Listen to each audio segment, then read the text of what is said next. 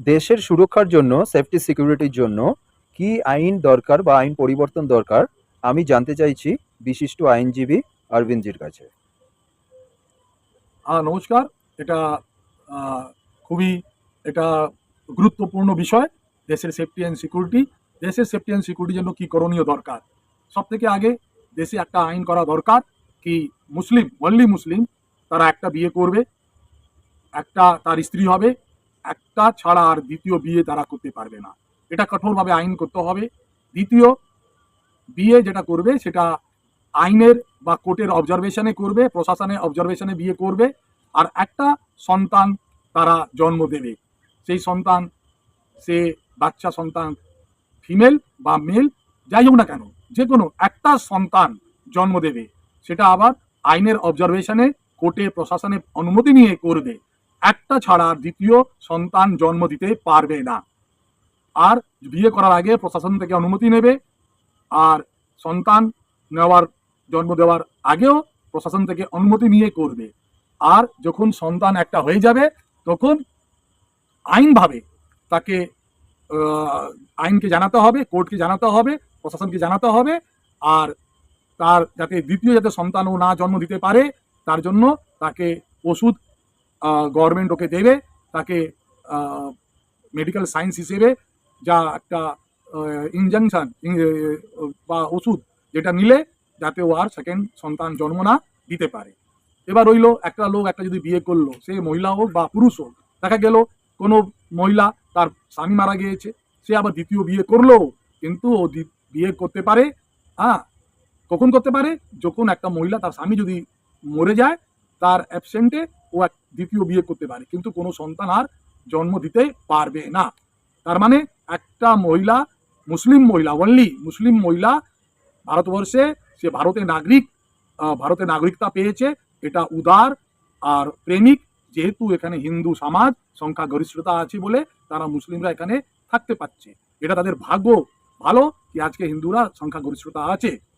তো আজকে একটা মুসলিম মহিলা নিজের জীবনকালে সে একটাই সন্তানকে জন্ম দেবে। সে সন্তান, সে বাচ্চা সন্তান, সে শিশু, সে ফিমেলও হতে পারে, মেলও হতে পারে, ঠিক। কিন্তু একটা মুসলিম মহিলা ভারতবর্ষে একটা সন্তান ছাড়া দ্বিতীয় সন্তান জন্ম দিতে পারবে না। যদি ওর স্বামী মরে যায়, ও দ্বিতীয় বিয়ে করলেও কিন্তু ও সন্তান জন্ম দিতে পারবে না। That is. আর অন্যদিকে যদি একটা পুরুষ, তার যদি বউ মরে যায়, ঠিক, ও সেকেন্ড বিয়ে তখনই করতে পারবে যখন ওর বউ মরে গেলে। এছাড়া ও দ্বিতীয় বিয়ে করতে পারবে না। যদি ওর কোনো বউ যদি থাকে, হ্যাঁ, ও ডিভোর্স দিয়ে দিল, ও বিয়ে করতে পারবে না। দ্যাট ইজ, মুসলিম ছেলে একবারই বিয়ে করতে পারবে, আর তাকে তালাক দিতে পারবে না, তাকে ছাড়তে পারবে না। ঠিক, ওর একটা বিয়ে হয়ে গেল। যদি ওর বউ মরে যায়, একটা পুরুষ, মুসলিম পুরুষ, যদি তার যদি বউ মরে যায়, ইন তখনও ওর বউ যদি মরে যায়, তাহলে ও আর একটা অন্য মুসলিম মেয়েকে, অনলি মুসলিম মেয়েকে বিয়ে করতে পারে, কিন্তু কোনো সন্তান জন্ম দিতে পারবে না। তার মানে একটা মুসলিম আর পুরুষ বা মহিলা, তারা যখন বিয়েতে আবদ্ধ হবে, বিয়ে করবে, তার একটাই সন্তান হবে। ভারতবর্ষে এই আইনটা কঠোর থেকে কঠোরভাবে ইমপ্লিমেশন করতে হবে। সুনীত ভাই আমাকে বলেছে স্যার আপনি হিন্দিতে বলুন। तो हिंदी मैं हिंदी में बोल रहा हूँ कि हमारा देश में, देश की सुरक्षा के लिए, देश के सेफ्टी के लिए एक आइन की बहुत जरूरत है। वो आइन मुस्लिम कोड बिल। जिस तरह हिंदू कोड बिल है, हिंदू मैरिज एक्ट के तहत एक हिंदू पुरुष व महिला एक शादी कर सकते हैं, ठीक है। उसी तरह मुस्लिम कोड बिल इस देश में लागू होगा, जिसको नेशनल कोड बिल नाम देना पड़ेगा।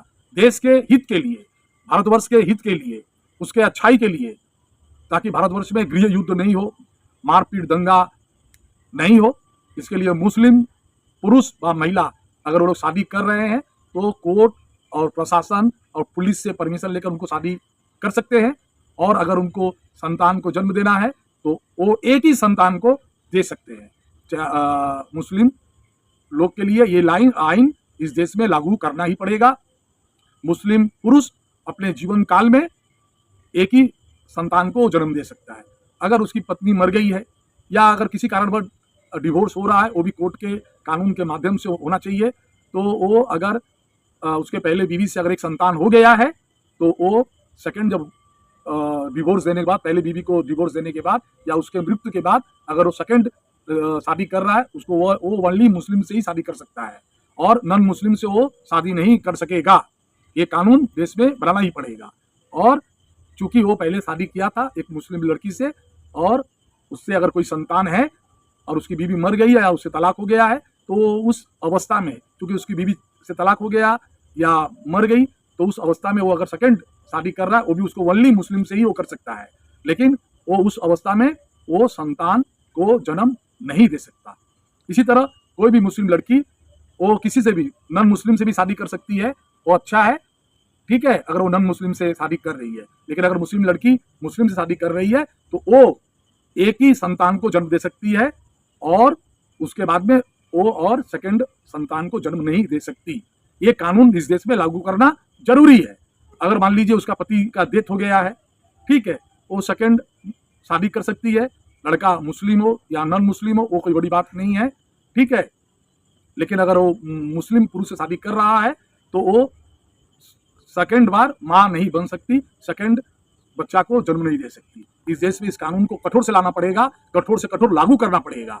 और इसके लिए कोई भी राजनीतिक पार्टी अगर इसमें अगर अड़ंगा लगा रहा है तो देश के जो नागरिक हैं, जो सनातन धर्म के लोग हैं, देखिए धर्म मतलब अच्छा कार्य करना, सनातन कोई धर्म नहीं है। सनातन का मतलब है प्रेम, सनातन का मतलब है दूसरे का सहयोग करना, सनातन का मतलब है भूखों को पेट भरना और दुखियारी का दुख हरना। आज जो लोग अशिक्षित हैं उनको ज्ञान देना, इसी का नाम है धर्म। धर्म का नाम है अच्छा कर्म। जो जो अच्छा कर्म है उसी को ही धर्म मतलब धारण करो। धर्म का मतलब है धारण करना। तो कोई भी अच्छा कार्य है उसको धारण करने के लिए ही बोला जाता है धर्म, मतलब हमने धारण किया है, उसको स्वीकारा है। और सनातन के व्याख्या से धर्म मतलब सत्य, जो सत्य है, जो सत्य की खोज करो और उसको धारण करो। तो सनातन कोई धर्म नहीं है, सनातन एक प्रेम का नाम है। सनातन ये बात सिखाते हैं। सनातन संस्कृत में जो लोग पले और बड़े हैं उन्होंने हमेशा अहिंसा का पाठ पढ़ा और अपने जीवन में भी अहिंसा को पालन किया। और प्रेम और सत्य और अहिंसा ये मूल सिद्धांत हैं सनातन संस्कृत के।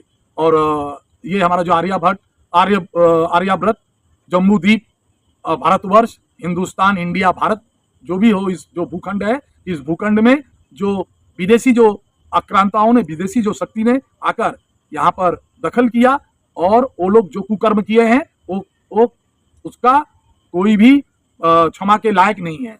और उस जो कुकर्म को फिर से यहाँ पर चालू है ये कार्य, इसको रोकने के लिए, उसको जड़ से मिटाने के लिए ये कानून की सख्त से सख्त इम्प्लीमेशन किया जाए। मैं एक एडवोकेट हूँ और मेरे लाखों मित्र हैं, आईनजीबी है। मैंने उन लोगों से परामर्श किया है और वो लोग इस कार्य करने के लिए कटिबद्ध हैं, committed. They are committed person, they will do all things whatever I am stating before my reporter as soon as possible. और मैं माँ गंगा जो गंगा नदी है, जो हमारी माँ है, जिससे मैं इंस्पायर्ड होता हूँ। मैं गंगा नदी के तट पर ही हमारे पूर्वज पिछले 250 साल से कलकत्ता महानगर में रहते हैं। जन्म सूत्र से ही नहीं, कर्म सूत्र से हम लोग यहाँ पर जन्म लिया, पले बड़े हैं। मैं माँ गंगा की सौगंध खाकर बोलता हूँ, हम लोग इस कानून को इस देश में लागू करके रहेंगे।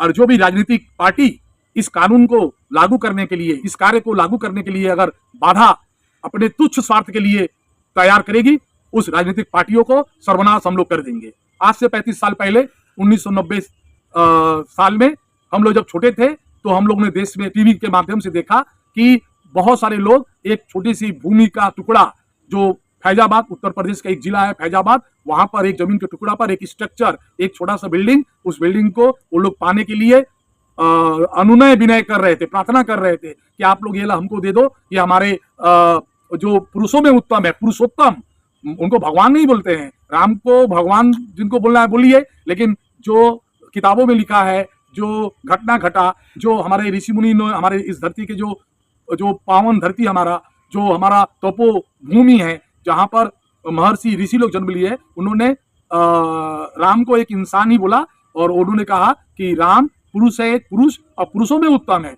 मतलब पुरुष तो हम लोग सभी है, पूरे वर्ल्ड में पुरुष 800 करोड़ है, पुरुष और महिला।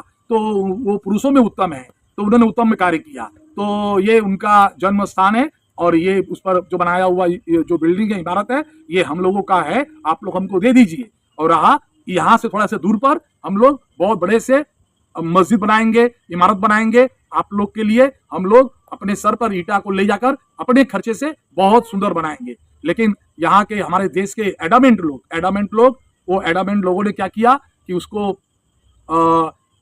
खुशी खुशी दिया नहीं, प्रेम और भाईचारा निभाया नहीं, और उसके परिणाम अच्छे हुए नहीं। उस समय देश भर में ये बहुत सारे आंदोलन चल रहे थे, हिंसा प्रतिहिंसा हो रही थी, ठीक है। अंत में क्या हुआ, अंत में सत्य की विजय हुई। तो हम लोगों ने देखा, उस समय हम लोग भी कार्य कर रहे थे। तो आज जो मैं बात बोल रहा हूँ, आज ये बात जो बोल रहा हूँ, देश के हित के लिए बोल रहे हैं। मैं अपने आप को किसी भी धर्म, मजहब, पंथ, भाषा, संप्रदाय के अपने आप को उसके भीतर में रखकर ये बात नहीं कर रहा हूँ। उससे ऊपर उठकर मैं एक भारतीय हूँ। भारतवर्ष के हित के लिए ये कानून बहुत जरूरी है, और इस कानून को हम लोग लागू करेंगे और उसको कार्यकारिणी करेंगे। इसके लिए हम लोगों को जो भी कुछ करना पड़ेगा हम लोग जी जान से करेंगे, और जो भी होगा हम लोग करेंगे। और बाकी सब मेरे लोग हैं इसमें, वो लोग सहयोग देंगे। मैं जो भी बात कर रहा हूँ वो देश के हित में बोल रहा हूँ। मैं अपने आप को, मैं एक सिर्फ I think I am only Indian. मैं एक सिर्फ भारतीय हूँ, और भारतीय के ऐसा सोचता हूँ। मैं एक भारतवर्ष का एक छोटा सा साधारण नागरिक होने के नाते, भारतीय होने के नाते मैं सोचता हूँ, मैं अपने आप को किसी भी प्रांत, भाषा, संप्रदाय या किसी धर्म में अपने आप को रखता नहीं हूँ। एक लाइन में कहा जाए, I do not put my self any caste, creed और रिलीजन।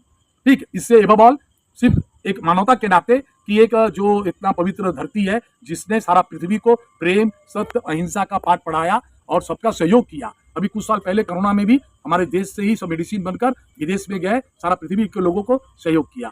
तो ये इस देश का सुरक्षा हमारे लिए सर्वोपरि है, और मैं आशा करता हूँ कि सभी लोग इस कार्य में इसको संपादित करेंगे इस देश के हित के लिए। बहुत बहुत धन्यवाद। भारत माता की जय।